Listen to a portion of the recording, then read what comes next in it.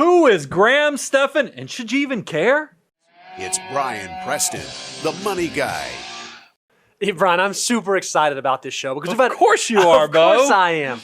Because we've had people ask us all the time, hey, what do you think about Graham Stephan's YouTube channel? You know, you guys have a YouTube show.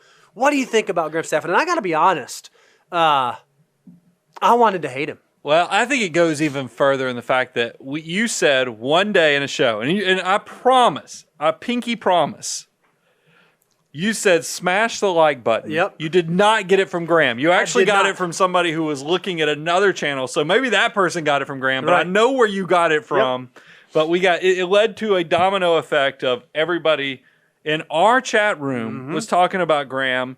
And I have seen, because Graham's got over 2 million followers on YouTube or subscribers. So I've seen his stuff.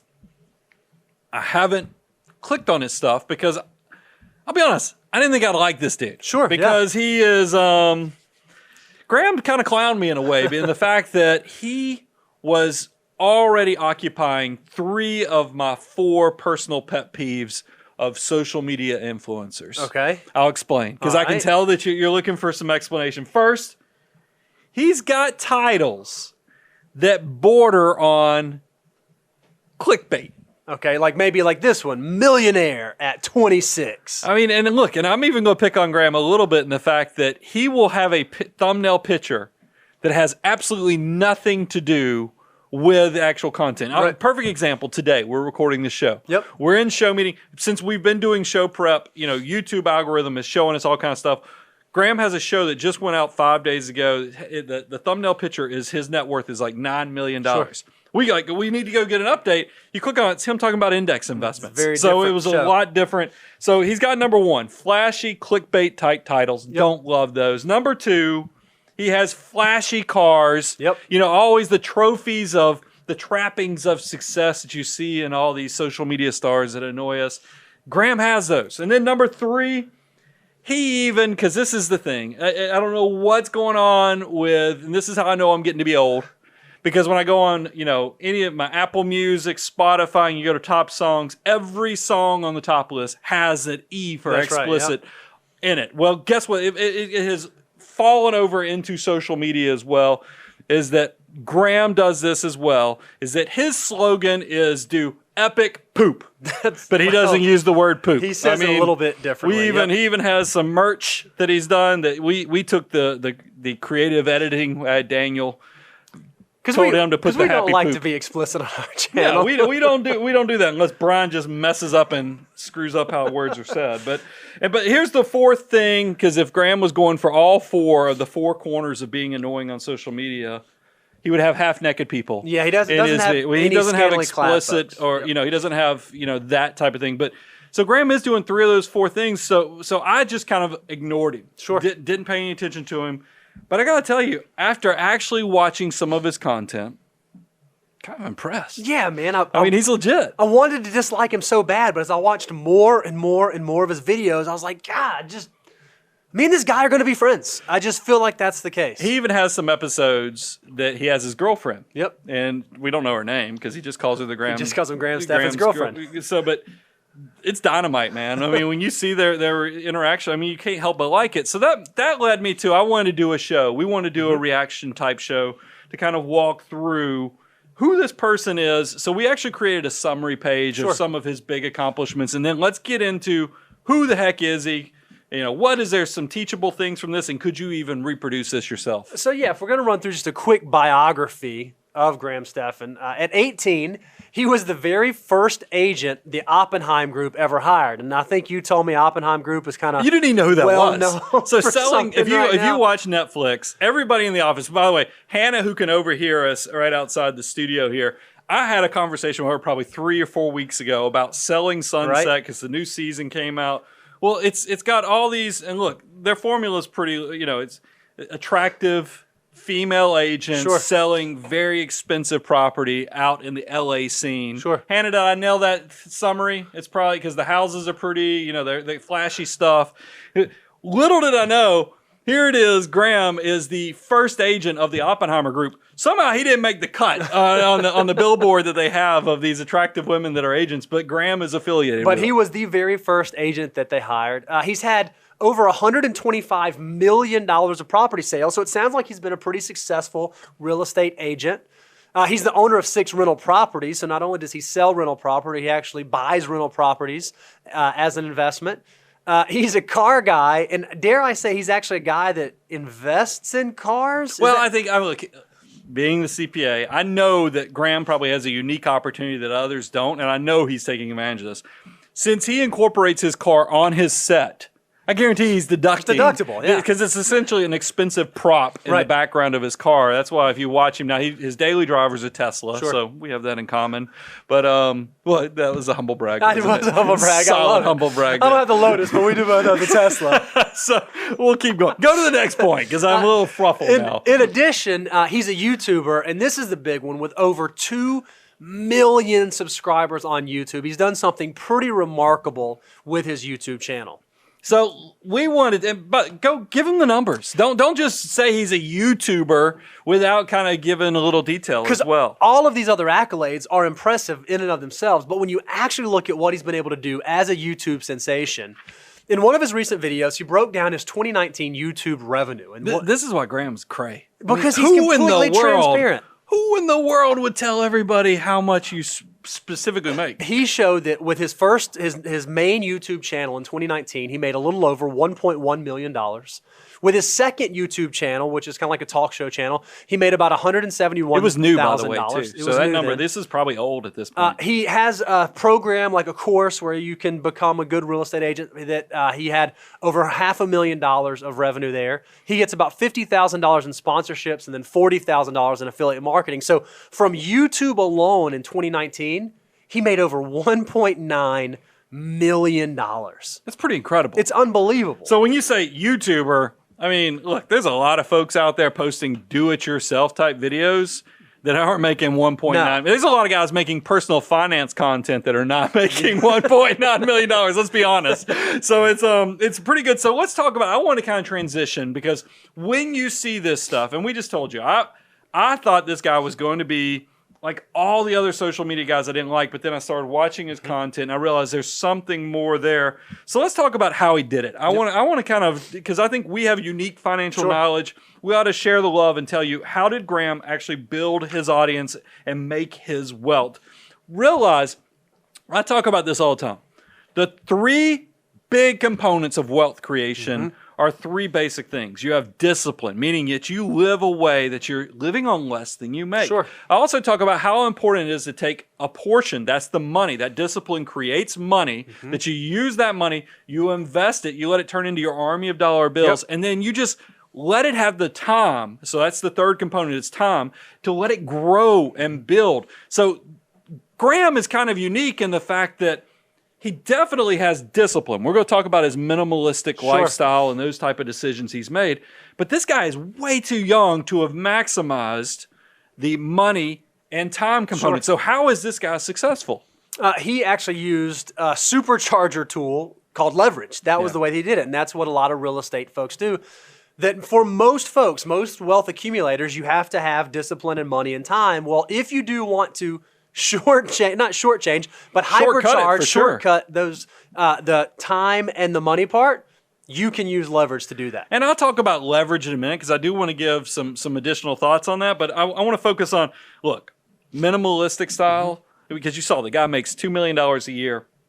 Yet you find out he's still living in a duplex that he owns. And the rent from the other side of it covers his expenses. So he's basically living for free in the duplex. It's like a housing hack, essentially. And I think that's, he's also, if you listen to the shows with him and his girlfriend, I mean, he sounds like he really is this cheap. Oh, yeah. So he's really living a life that's that minimalist. He'll brew a pot of coffee and stick in his refrigerator, and he calls it his 20-cent iced coffee. I think that's insane because I'm going to go get my delicious, expensive coffee, but he still does it, and I think that's just impressive. make your coffee at home. It's just the beans are expensive. Yeah, that's what I mean, but he puts, whatever. It's just a whole different thing. You're saying he might have Sanka in that thing. He's not even using good beans. Yeah, he might be using Sanka. He's not using the good stuff. So the other thing, Graham, if you look at how he made his money, I give him props in the fact that in 2011, he could not have done better when he got into the real estate marketplace. And here's the thing. He's got all the trappings of being a successful person. He's got hard work, deferred gratification. He definitely understands how money works with risk and reward. And then I think he has great instincts to spot value. And you see that he even lists what his important real estate philosophies are. But this is how I know Graham's not just lucky. You heard he only has 6 rental houses. Right, and he's been in the real estate game since like the mid to late 2000s, so 10, 12 years. You'd think he would have way more than 6 properties, right? Yeah, if it was a system, because this is where there's so many people out there selling their real estate system. You know, you're just basically going out there, you're buying. His requires a little bit more. He's paying attention to the value, what you're paying for the house, because we all know the biggest thing in real estate is your purchase price. Yep. You know, so because you do not want to buy into real estate at the tippity top of the market. You want to make sure you get value. And here's how you also know Graham is very aware of this. And we'll go through the 6 steps that he uses for his real estate success. But you notice what he's doing right now in 2020.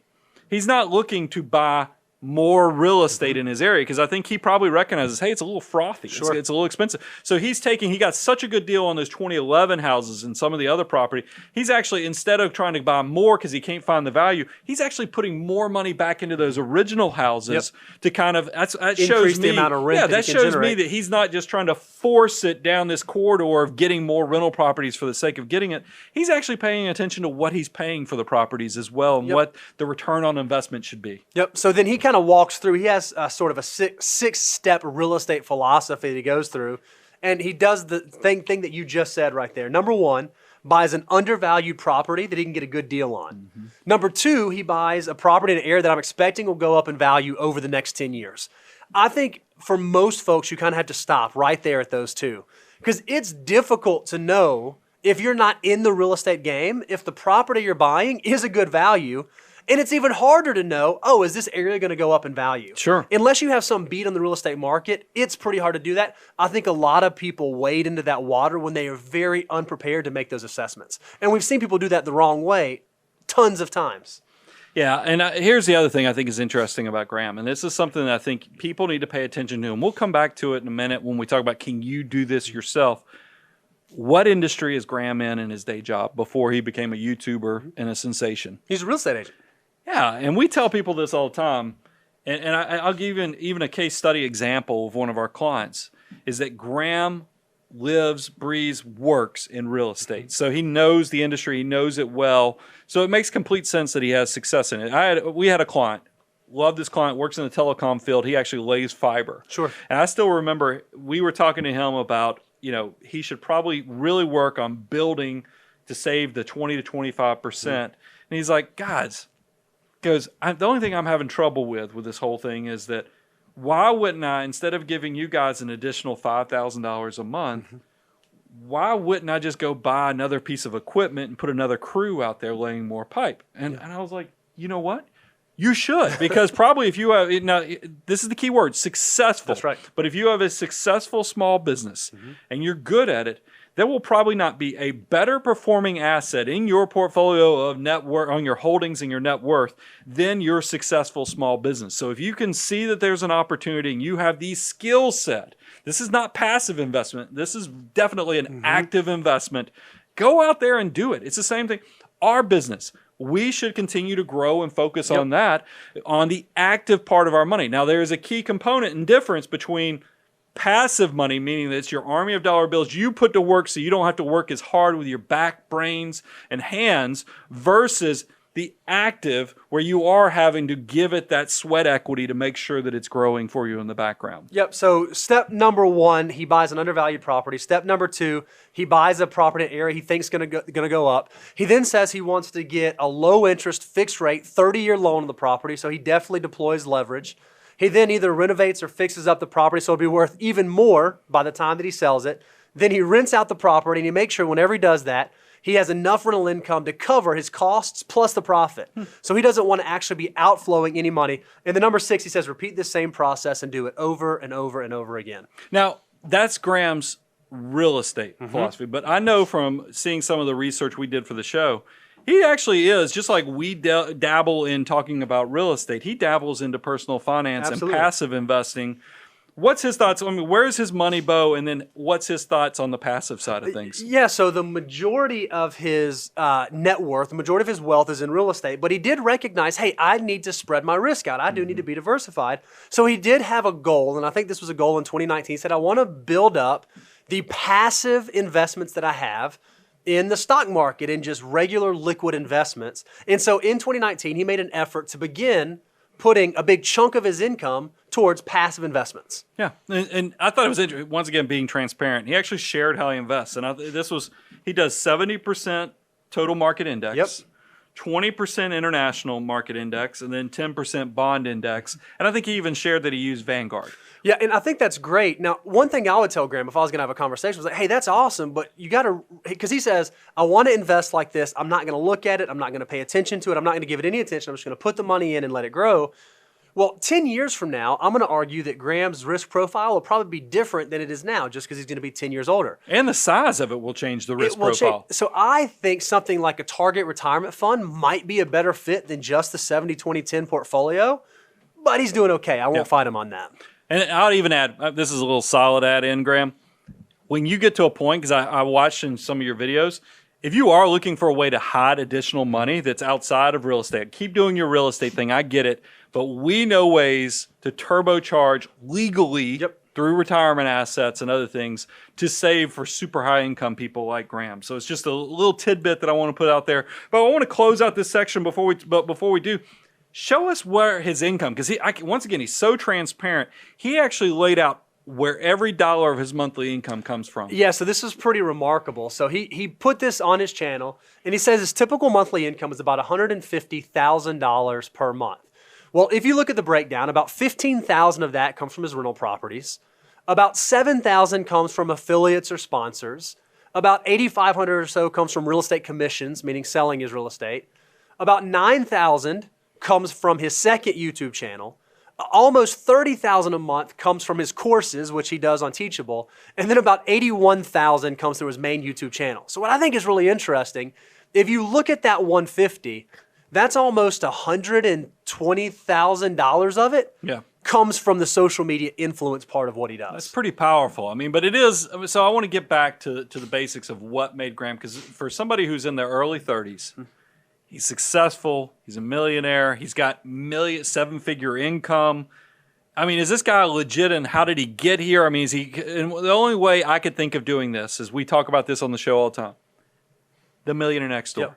And I love the Millionaire Next Door and the fact that it has 7 traits that the typical millionaire does. So we were like, let's lay out these 7 millionaire traits and let's see how many of them Graham actually checks off. Yeah, that's great. So if we were just to look at the 7 factors of wealth that's laid out in the book, number one, millionaires live below their means. Yeah, he's got that one in spades. I would say that he kind of nails that one. Can I say one thing? I know you're going to 2, but I'm curious because he's in his early 30s. I was super tightwad too when I was his age. Sure. I'm curious to see as Graham matures into my wounded warrior stage where you don't think you're taking over the world anymore. Right. You know where you are. I'm curious to see if he gets like I am, where you're still good with your money, but not you're so tight. not as tight. Sure. Because I think he even said it when he was talking about his audience. He goes, I feel like I attract a lot of tightwads or minimalists to his thing. I'm curious because making $2 million a year, $3 million, whatever it grows to be, I'm curious to see how that shapes him in the coming years. Yeah, it's interesting because like he drives a Tesla, so he's not that tight. He's not like a super tight wad, but some other stuff he just won't spend money on at all. LA is very much a car scene. Sure. I've shared with you when I've been out to LA, you'll see Range Rovers like you do Honda Accords in Georgia. Sure. Now we live in Nashville. For the South is, I feel like, a very, I don't know if I say car society, but definitely status culture. Yep. But LA is that it's just on growth hormone steroids. I mean, it's stacking all kind of things out there in LA if you've ever been out there. It's crazy. All right, so the second factor of wealth is they allocate their time, energy, and money efficiently. Oh, yeah. I would argue that he is incredibly efficient. He parlayed what he was doing as a real estate agent into a YouTube channel, and now he's had huge success. Yep. So no doubt he's doing that. Number 3, financial independence is more important than displaying high social status. You know, if he's living in a duplex with somebody living in the duplex next to him, I'm not guessing that he's trying to like show off social status. Well, I think it's so interesting because so many people on social media. I mean, you know, the Paul brothers. Mm-hmm. Yep. What do? They have the big houses. They got the flashy lifestyle. They've even got the half-naked people all over their videos. And that is just where it seems like society is. Mm-hmm. Graham has those things in his clickbait type stuff, or he'll probably say clickable. He'll correct me and say clickable. But I do think that if you actually look at where the rubber meets the road of how he lives his life, he kind of is. He's very moderate to he's very efficient with how he uses his resources. Factor number 4: their parents did not provide economic outpatient care. Now I don't know where Daniel found this, but he actually like went and said, I guess he Googled it, or maybe he watched all of Graham's videos. This is the long quote you're about to give, no, right? well, I'm going to talk, because he said that all his parents gave him was a saltwater aquarium at the age of 11. And Graham said, you know what? I love this saltwater aquarium. I'm going to start taking pictures of all the fish and the things that are in saltwater aquariums, and I'm going to sell the pictures. So he figured out an economic way to make money off of what his parents gave him. So his parents didn't give him a bunch of money, but they gave him an aquarium, and he turned that into a business idea, which I think is beautiful. But yes, then there was this really awesome quote that he said. Now, before you read the quote, Graham, I know you'll watch this because I get the feeling Graham watches these type of reaction type videos. For sure.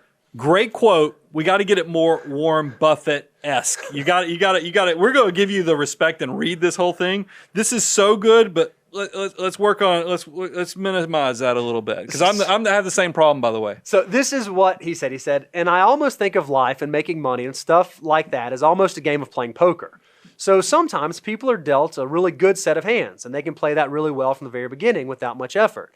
If you get 2 or 3 kings in the very first day, you're going to do well.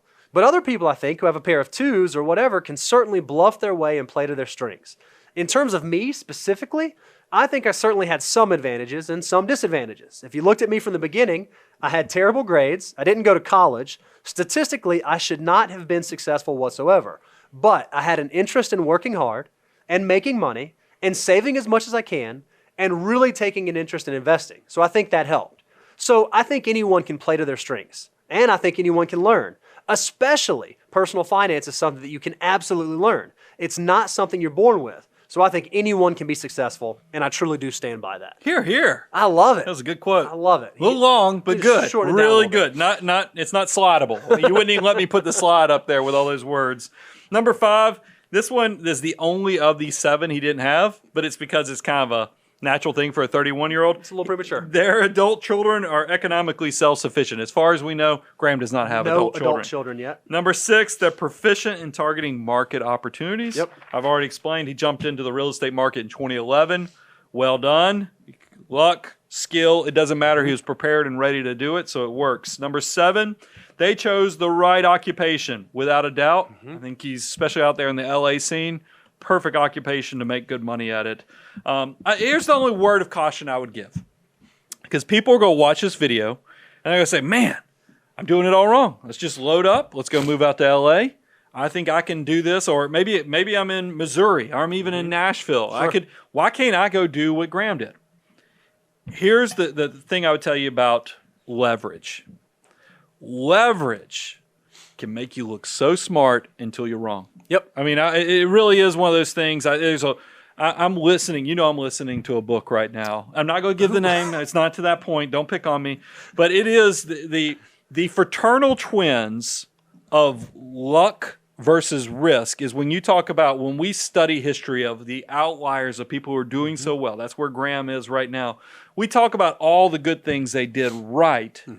But what if Graham, instead of buying his house in 2011, had bought his initial rental properties in 2007? Would we still be talking the same story? Because leverage, think about, here's another influencer, Dave Ramsey. Dave Ramsey here in our What is backyard. the story Dave Ramsey tells everybody? He was a millionaire, I believe, by like 26, 27 years old. And one day, the music stops on real estate, and he got broke. Why is Dave Ramsey so against debt? Is he remembers how bad leverage wore him out, because it's great using other people's money to let you exploit and grow. You're sitting on top of a very sharp blade that can make you look like a genius or man, it can cut you up and really hurt you to the point like you're Dave Ramsey, where you go teetotal status and you don't even allow credit cards. Yep. I mean, that is the thing. So I tell everybody, be careful, because our boy Warren Buffett, he's got a saying. Now, I'd say it a little different. Don't get caught swimming naked, because it's something you have to worry about, because Warren Buffett talks about when the tide goes out, you can see who was skinny dipping. You just and nailed it. swimming. That's the actual quote. Is that the actual? You did it. Well, in the South, you'd say, "Don't get caught swimming naked." I mean, because that's the reality of the situation. Is that now? Look, Graham's gonna be okay, because Graham has now used this success, and he's used some other talents he has to be a successful influencer and media personality.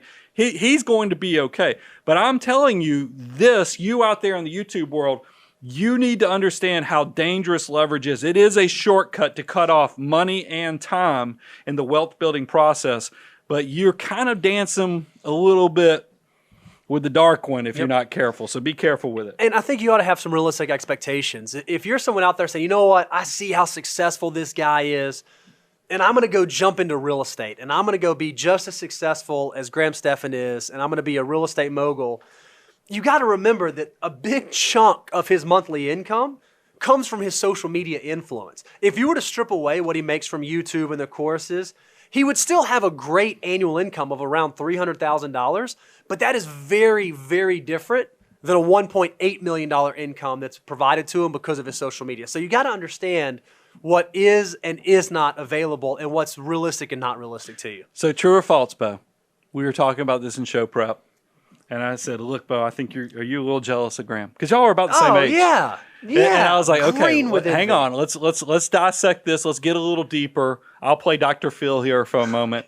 I said, "You realize," and I think I'm the one that kind of pulled it apart, and I said, "You realize if you actually look at Graham's own data he shared with us, he's making, out of his $150,000 a month of income, only 16% is coming from real estate. Right. So that's $23,000. It was $8,600 from real estate commissions, $15,000 from rental income. I said, go ahead and extrapolate that by 12 months. He's successful. Look, I'm not taking anything away from $300,000 a year, but $300,000 a year as a successful real estate person is a lot different than a $2 million person. Yep. So I think it's very, and so I tell you that because it allows you to separate how much of this is real estate, how much of this is to be duplicated versus how much of this is the entertainment side. Now, because then for some reason, as soon as we find out it's talent, it's just like LeBron James. Are we mad that LeBron James makes a fortune playing basketball? He's good at it. He can do something that most people can't do. Right. I mean, that is the reality of the situation. So as soon as we find out somebody has a talent that is not normal, I think it gives us a little freedom to understand. So I want to separate. Graham is a $300,000 a year real estate investor. There's a lot of those. There's a lot. We work with them. Sure. It still means you have a great life, but there's a difference between a $1.7 million YouTube star, and that's the part I want to just kind of point out. Was that Graham, it's the whole chicken or the egg argument on social media influencers. And we always say when you're going out there and looking at social media people, make sure you understand what is making them super successful. Now, Graham is unique in the fact that he is good at real estate. He is good at investing. He is a minimalist.